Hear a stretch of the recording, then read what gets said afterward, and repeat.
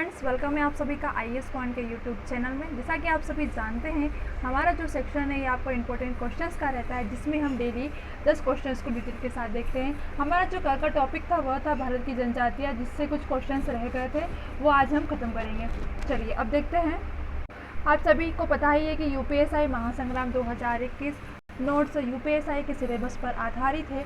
यह नोट्स मात्र आपको 150 रुपये में दिया जा रहा है। सिलेबस में जितने भी टॉपिक है सभी कवर किए गए हैं। लगभग 250 पीडीएफ का संग्रह जो आपका टॉपिक टू टॉपिक होगा। अब टॉपिक कैसे होंगे, जैसे सामान्य हिंदी, मूल विधि, सामान्य अध्ययन यानी कि संपूर्ण जीएस, उत्तर प्रदेश विशेष, गणित, तर्क परीक्षण यानी कि रीजनिंग, कंप्यूटर और प्रमुख संस्था जैसे जो कई महत्वपूर्ण टॉपिक है सभी कवर किए गए हैं। अगर आप नोट्स प्राप्त करना चाहते हैं तो आप इस नंबर पर कॉल कर सकते हैं, और अगर आपको नोट्स लेने में कोई भी डिफ़िकल्टी होती है तो आप इसी नंबर पर कॉल भी कर सकते हैं। चलिए अब चलते हैं हमारे क्वेश्चंस की ओर। क्वेश्चन नंबर पहला है, भील जनजाति कहाँ पाई जाती है? ऑप्शन है आपके पास असम, झारखंड, पश्चिम बंगाल या फिर महाराष्ट्र।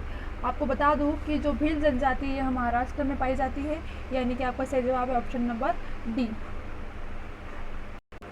आगे देखेंगे कि भील मध्य भारत की जनजाति एक जनजाति है, इसका नाम क्या है? भील। ठीक है, आगे देखेंगे भील जनजाति की सर्वाधिक विस्तृत क्षेत्र में फैली हुई जनजाति, यानी कि बहुत जगह पर ये भील जनजाति अधिकतर पाई जाती है।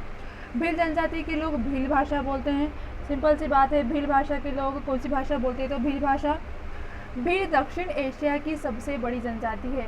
इंपॉर्टेंट लाइन हो गई कि जो दक्षिण एशिया की सबसे बड़ी जनजाति कौन सी है? तो दक्षिण एशिया की सबसे बड़ी जनजाति भील है। भील जनजाति में राजस्थान, मध्य प्रदेश, महाराष्ट्र और गुजरात ये क्या होते हैं? ये राज्य आते हैं। अगला क्वेश्चन है, भारत की सर्वाधिक बड़ी जनजाति कौन सी है? ऑप्शन है आपके पास भील, गोंड, संथाल या फिर थारू। भारत की पूछा गया है कि भारत की जो सबसे बड़ी जनजाति है वह कौन सी है? इंपॉर्टेंट क्वेश्चन है। सबसे बड़ी जनजाति गोंड है, यानी कि आपका सही जवाब है ऑप्शन नंबर बी। भारत की सर्वाधिक बड़ी जनजाति गोंड है। गोंड समुदाय भारत की एक प्रमुख जातीय समुदाय है। भारत के कटी प्रदेश यानी कि विंध्य पर्वत, सतपुड़ा पठार, छत्तीसगढ़ मैदान में जो दक्षिणी तथा दक्षिणी पश्चिमी में गोदावरी नदी तक फैले हुए पहाड़ों और जंगलों में रहने वाले ऑस्ट्रोलाइड नस्ल की तथा द्रविड़ परिवार की एक जाति है। सिंपल सी बात है, ये लोग अधिकतर जंगलों में निवास करते हैं। इसके साथ साथ कहाँ पर करते हैं? तो विंध्य पर्वत, सतपुड़ा पठार, छत्तीसगढ़, इस तरह की जगहों पर निवास करते हैं। इसके साथ साथ जो 5वीं-6वीं शताब्दी में दक्षिणी से गोदावरी के तट पर को पकड़कर मध्य भारत के पठारों में फैला हुआ है। अगला क्वेश्चन है, वीरहोर का शाब्दिक अर्थ है।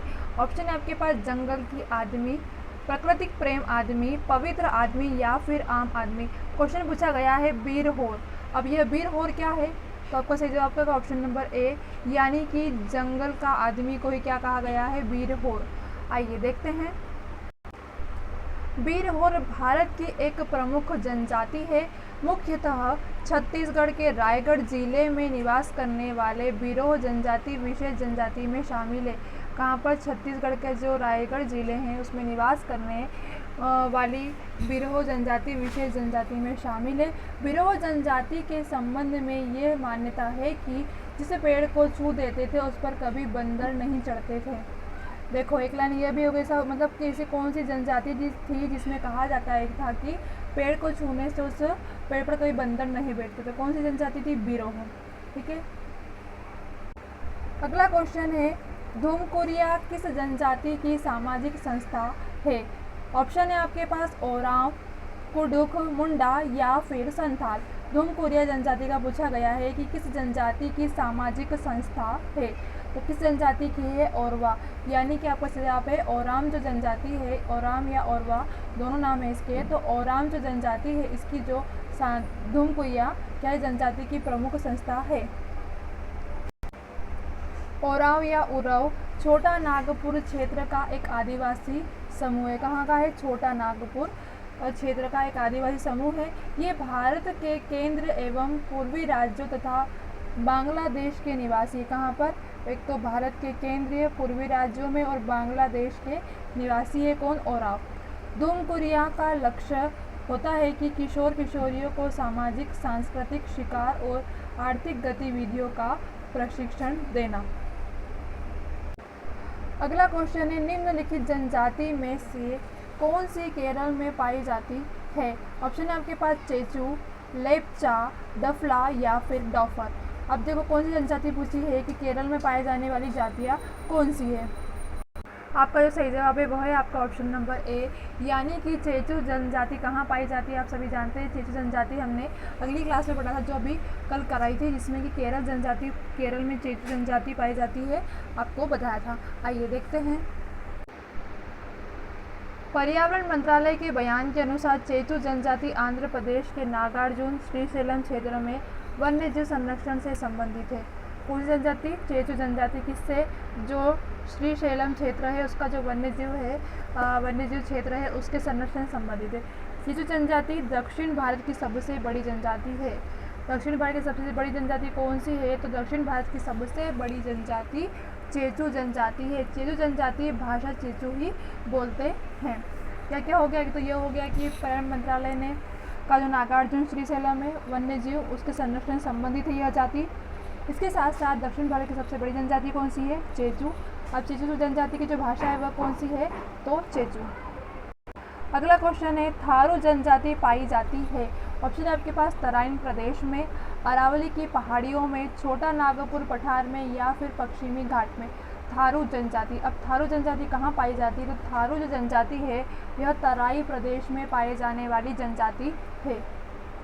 चलिए देखते हैं थारू जनजाति। थारू नेपाल और भारत की समवर्ती तराई क्षेत्र में पाई जाती है वाली एक जनजाति है। नेपाल की सकल जनसंख्या का लगभग 6.6 लोग थारू जनजाति के हैं। भारत में बिहार के चंपारण जिले में और उत्तराखंड के नैनीताल और उधम सिंह नगर में थारू पाए जाते हैं। तराई क्षेत्र भारत, नेपाल और भूटान में स्थित हिमालय के आधार के दक्षिण में स्थित को कहा जाता है। तराई का क्षेत्र कहाँ पर है? जो भारत, नेपाल और भूटान में जो स्थित हिमालय है उसके आधार के जो दक्षिणी में स्थित क्षेत्र है उसे क्या कहा जाता है? तराई। यह क्षेत्र पश्चिम में यमुना नदी से लेकर पूर्व में ब्रह्मपुत्र नदी तक फैला हुआ है। क्वेश्चन नंबर 7वां है, निम्नलिखित में से कौन सा जनजाति समूह मणिपुर में पाया जाता है? ऑप्शन है भील, खोंड, कुकी या फिर मुंडा। अब पूछा गया है कि मणिपुर में कौन सा जनजाति समूह पाया जाता है, तो ऑप्शन नंबर सी आपका सही जवाब है, यानी कि कुकी जनजाति समूह जो कि मणिपुर में पाया जाता है। कुकी भारत और म्यांमार के बीच की सीमा की जो मीजो पहाड़ियाँ हैं वहाँ पर रहने वाले दक्षिणी पूर्वी एशियाई लोग हैं। कहाँ पर? जो भारत और म्यांमार के बीच जो सीमा है कौन सी पहाड़ी आती है? तो मीजो पहाड़ी में रहने वाले यह पूर्वी एशियाई लोग हैं। कौन से? कुकी जनजाति के। ये लस्टी एवं ठिगरे होते हैं और नागा लोगों की अपेक्षा अधिक खूंखार समझते हैं। आज से लगभग 100 वर्ष पूर्व लुसाई और कुकी लोगों में युद्ध हुआ, जिसमें कुकी लोगों की हार हुई। वे अपना निवास छोड़कर काचरा में आ बसे। यानी कि सिर्फ इतना याद रखना है आपको कि जो कुकी जनजाति है यह भारत और म्यांमार के बीच जो सीमा है यानी कि मीजो पहाड़ियों पर रहने वाले दक्षिण पूर्वी एशियाई लोग थे। अगला क्वेश्चन है, भील जनजाति भारत में सर्वाधिक पाई जाती है। ऑप्शन है आपके पास राजस्थान में, गुजरात में, मध्य प्रदेश में या फिर महाराष्ट्र में। भील जनजाति भारत में सर्वाधिक कहाँ पाई जाती है? सर्वाधिक कहाँ पाई जाती है? तो मध्य प्रदेश में सर्वाधिक भील जनजाति पाई जाती है। आइए देखते हैं। भील मध्य भारत की एक जनजाति है। भील जनजाति के लोग भील भाषा बोलते हैं। भील गुजरात, मध्य प्रदेश, छत्तीसगढ़, महाराष्ट्र और राजस्थान में एक अनुसूचित जनजाति है। अजमेर के ख्वाजा, सिर्फ आपको ध्यान रखना है कि जो भील गुजरात, मध्य प्रदेश, छत्तीसगढ़ और महाराष्ट्र, राजस्थान की एक अनुसूचित जाति है और कहाँ की मुख्य है? तो मध्य प्रदेश की। सिर्फ आपको इतना याद रखना है इसमें। अगला क्वेश्चन है, भारत की सबसे बड़ा जनजाति समूह कौन सा है? हमने अभी देखा था गोंड जनजाति है जो कि भारत का सबसे बड़ा जनजाति समूह है। लास्ट क्वेश्चन है हमारा, निम्नलिखित में से कौन जनजाति मौसमी प्रवास से संबंधित है? ऑप्शन है आपके पास थारू जनजाति, भोटिया, जौनसारी या फिर बोक्सा। अब देखो मैं आपको बता दूं कि जो जनजातियां हैं जिसमें कि जो मौसमी प्रवास कौन सा मौसमी प्रवास से संबंधित है? वह जनजाति आपकी भोटिया। भोटिया जनजाति क्या है? यह जो है ये मौसमी प्रवास से संबंधित है। अब देखते हैं इसे। भोटिया जनजाति उत्तराखंड की एक प्रमुख जनजाति है। क्लियर है? उत्तराखंड और तिब्बत के समवर्ती हिमालय की घाटियों में रहती है। कहाँ रहती? तिब्बत के समवर्ती हिमालय घाटी है, वहाँ पर रहती है। खानाबदोश लोग ग्रीष्म ऋतु में बुग्याल यानी कि ऊंचाई पर स्थित घास के मैदान पर चले जाते हैं।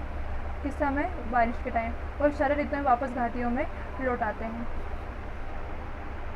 चलिए, आज का ये टॉपिक हमारा यहीं पर खत्म होता है। जितने क्वेश्चन बन सकते थे वो हमने सारे क्लियर कर लिए। चलिए, इसके साथ साथ अगर कोई भी आपको डिफ़िकल्टी होती हो या आप कोई भी टॉपिक पढ़ना चाहते हैं तो आप हमें कमेंट सेक्शन में ज़रूर बताएं। चलिए, तब तक के लिए आप सभी को बेस्ट ऑफ लक। मिलते हैं हमारी अगली क्लास में।